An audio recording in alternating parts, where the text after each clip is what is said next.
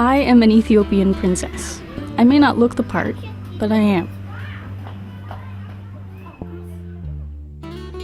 The Agamé district in northern Ethiopia has been ruled by at least 7 of my ancestors, although some records claim that our house began with the sister of Israel's King Solomon. Whatever is true, it's a long lineage in any feudalist's books. My grandma, Buzinis Atzbaha, was born and raised in a castle in the north. She became a very successful businesswoman running bars and restaurants like the Blue Nile in Asmara and the John F. Kennedy nightclub in Addis Ababa. But when the Marxist-Leninist soldier Mengistu overthrew Emperor Haile Selassie in 1974 and the infamous Reign of the Red Terror began, my grandmother fled to Canada. She fled for her life. I was a very little girl then, but I remember meeting her in Toronto.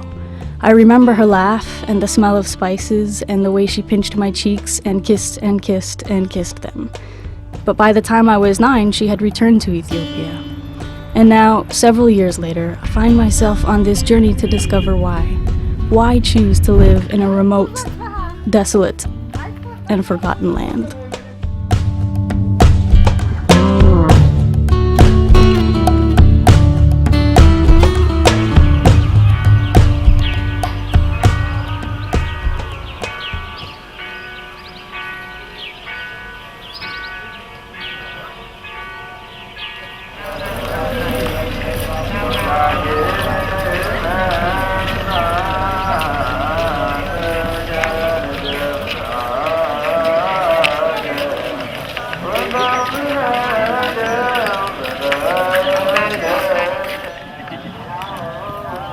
My grandmother lives in our family's former capital, Adigrat. It's a bustling place, a major crossroad connecting the northern cities of Ethiopia.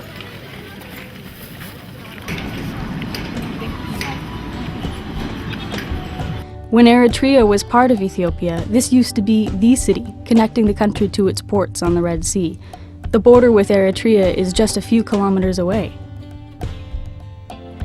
More recently, Adigrat has seen bombs, an excess of soldiers and UN workers.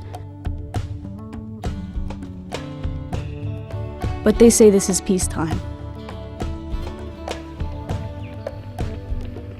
And the charm of the town nestled by the mountains is rather enchanting.